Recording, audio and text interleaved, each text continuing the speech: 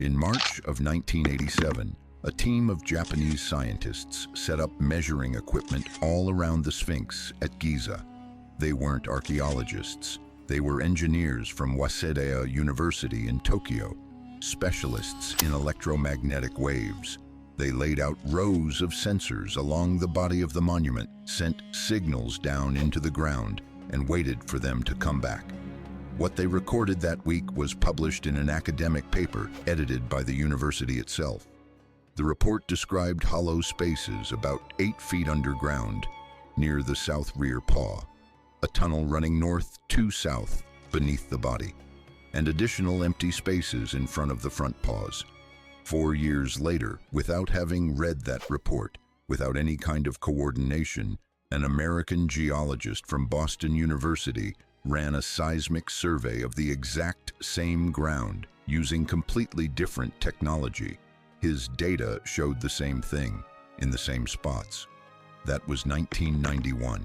More than 30 years have passed. No one has been inside. This is not the story of what lies beneath the Sphinx. Nobody knows that. This is the story of what we know for certain, what has been measured, recorded, and published, and why, 38 years later, we still cannot answer the simplest question of all. What exactly did they find? The Great Sphinx of Giza is 240 feet long and nearly 70 feet tall. It was carved directly out of the limestone of the Giza Plateau, not built block by block, like the pyramids it watches over. It is the largest statue carved from a single piece of rock that the ancient world left behind. And in nearly 4,500 years of recorded history, no one has ever carried out a systematic excavation of the ground directly beneath it.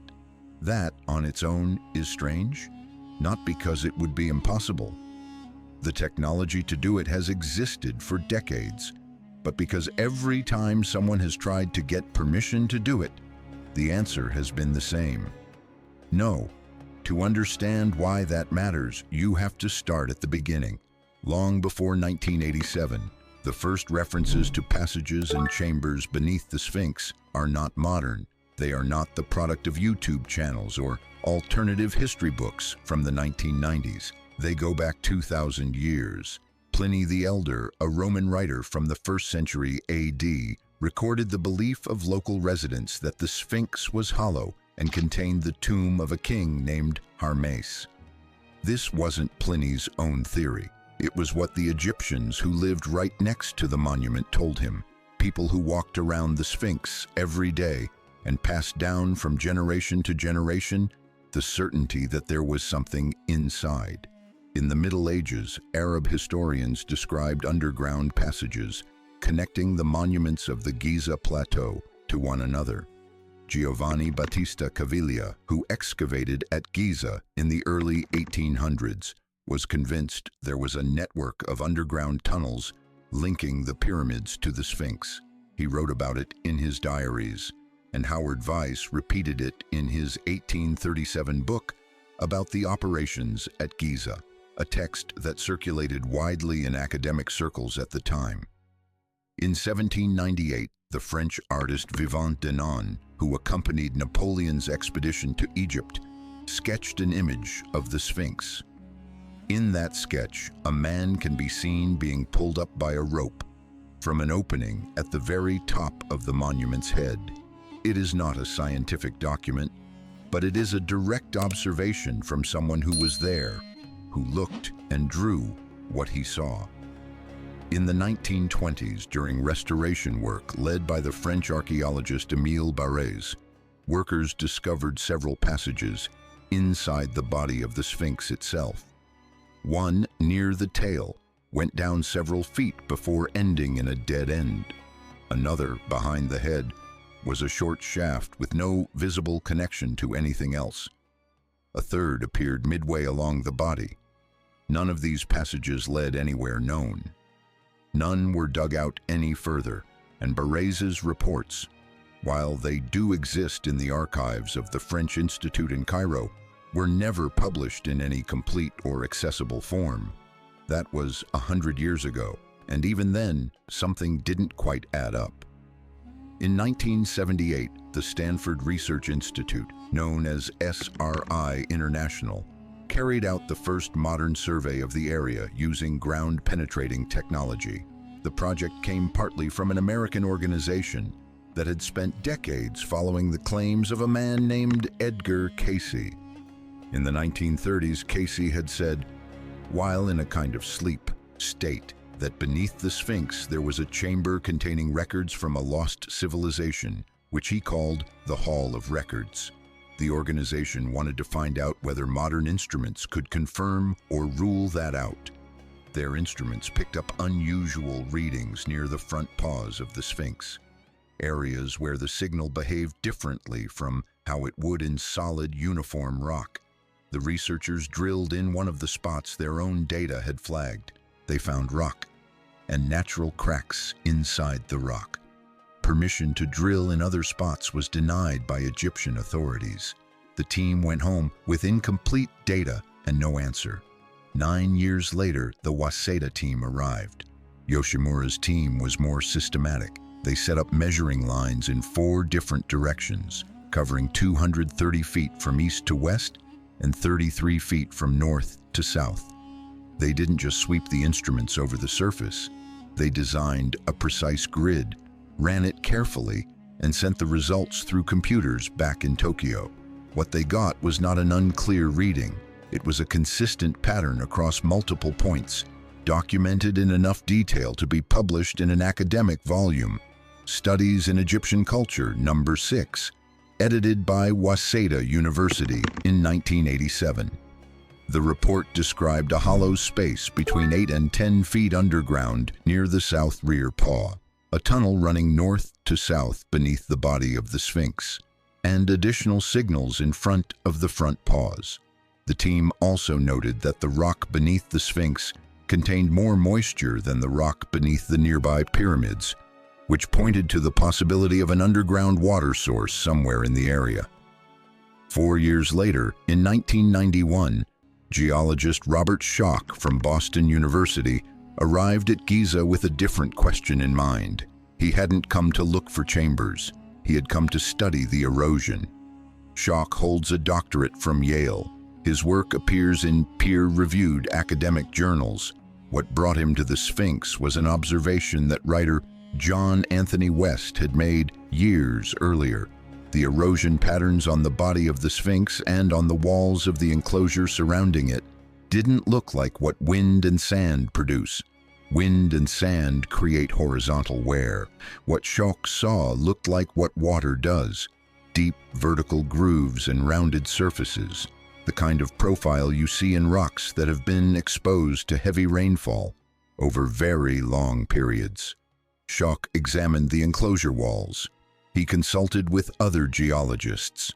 In 1992, he presented his findings to the Geological Society of America. His argument was this: the erosion pattern in the Giza limestone was consistent with heavy, sustained rainfall, not with wind. And since the climate around Giza has been dry desert since at least 3000 BC, those patterns must have formed before that date, possibly much earlier. Schoch proposed that the core body of the Sphinx had been carved somewhere between 7000 and 5000 BC, during a period when the climate of North Africa was significantly wetter. The pharaoh Khafra, to whom conventional Egyptology attributes the construction of the monument around 2500 BC, would have remodeled an already existing structure, recutting the head, adding elements to a body that was already heavily worn. While conducting this geological study, Schoch worked alongside geophysicist Thomas Dobecki to carry out a seismic survey of the ground. Their instruments confirmed the hollow spaces that Waseda had identified 4 years earlier, and Dobecki added one more observation. The shape of the spaces detected beneath the left front paw was too regular, too rectangular, to match what a natural crack in limestone would produce. 3 teams, 3 different technologies, 3 different moments in time. The same result. There is one moment in this story that neither side has explained in a fully satisfying way, and it is the hardest one to ignore. Zahi Hawass took part in a documentary produced by the Fox network in the 1990s. In that film, cameras followed him as he descended through a shaft in the head of the Sphinx into structures below ground level. The descent is on film. What appears in that footage is verifiable. Hawass going down a ladder, moving through what are clearly underground spaces, exploring structures beneath the monument. Shortly after the documentary aired, Hawass stated publicly that there were no chambers or tunnels beneath the Sphinx. Conventional archaeologists explain this by pointing out that the passages inside the Sphinx, the ones Berets documented in the 1920s, are old structures that most likely correspond to ancient exploration or restoration work. Hawass would have descended into those known passages which lead nowhere of significance, and then declared that nothing meaningful existed beneath the Sphinx, because those passages revealed nothing meaningful. That is a possible explanation, but the public statement was broader than that. He didn't say the known passages led nowhere, he said there was nothing. And that difference, small as it may appear, is what has kept questions alive for decades. In 2008, Egypt's Supreme Council of Antiquities, under Hawass's supervision, carried out an operation that rarely gets mentioned in these debates. They drilled 4 shafts, each roughly 65 feet deep, into the ground at the base of the Sphinx. 4 shafts, 65 feet each. That is an operation requiring specialized equipment, trained personnel, and a deliberate decision. It is not something that happens by accident or as part of routine maintenance. The results of those shafts were never published in full in any open scientific journal. References to them exist in internal documents of the Supreme Council. Some researchers who had access to preliminary reports mentioned that the data existed without going into detail. But there is no public technical report showing what they found 65 feet beneath the Sphinx. The reasons for not publishing could be completely ordinary. Archaeological projects routinely take years to publish complete data. Government institutions move slowly. The political upheaval in Egypt after 2011, which removed Hawass from his position and put the Supreme Council through a major reorganization, may have left that report sitting in a drawer that no one has opened since. Or there may be another reason, and that is exactly the problem. Without the report, there is no way to know which explanation is right. In recent years, a team known as the Khafre Project returned to the ground beneath the Sphinx using a more advanced type of radar, one with greater precision and the ability to reach deeper than the instruments used before. Their data, according to the researchers themselves, shows empty spaces beneath the monument that match in location the anomalies detected by Waseda and by Shock 30 years earlier. The team tested their technology before approaching the Sphinx. They mapped a structure called the Osiris Shaft, a known underground structure near the monument that has been physically explored and documented in detail. The radar data matched that documentation with remarkable accuracy. The technology worked where it could be checked, but to publish the full data from the ground beneath the Sphinx, the team needs authorization from Egypt's Supreme Council of Antiquities. That authorization, as of today, is still pending. A question that comes up at this point is fair. Why would Egypt want to limit access to information that might reveal something extraordinary beneath its most famous monument? Wouldn't that be good for tourism, for science, for the country's reputation? The most direct answer is also the most practical one. The limestone at Giza is not a strong rock. The Sphinx has needed continuous restoration since ancient times, and some of the modern repair work has caused more damage than it fixed. Digging near its foundations without absolute control over every step could threaten the stability of a monument that has survived 4,000 years. and is already deteriorating faster than before. The caution is grounded in something real. There is also a political dimension that cannot be ignored. Egypt spent centuries having its archaeological sites dug up by European powers with minimal local supervision, and the results ended up in museums in London, Paris, and Berlin. Strict control over who excavates what and when is in part a historical response to that experience. For Egypt, control over its own archaeology is a matter of national identity, not just scientific management. And there is a third possibility, more uncomfortable but equally honest. If the anomalies detected by 3 independent teams are exactly what the skeptics say, natural cracks in uneven rock, then granting permission to excavate would only produce decades more of speculation about what was supposedly found and hidden. Sometimes, the reason not to open a door is not what's behind it, but the cost of starting a conversation that never ends. All 3 reasons are plausible. All 3 can coexist, and none of them closes the central question. What remains when you set aside everything that is open to interpretation and keep only the verifiable facts is this: 3 scientific teams using different technologies detected underground anomalies in the same locations. That is documented and published.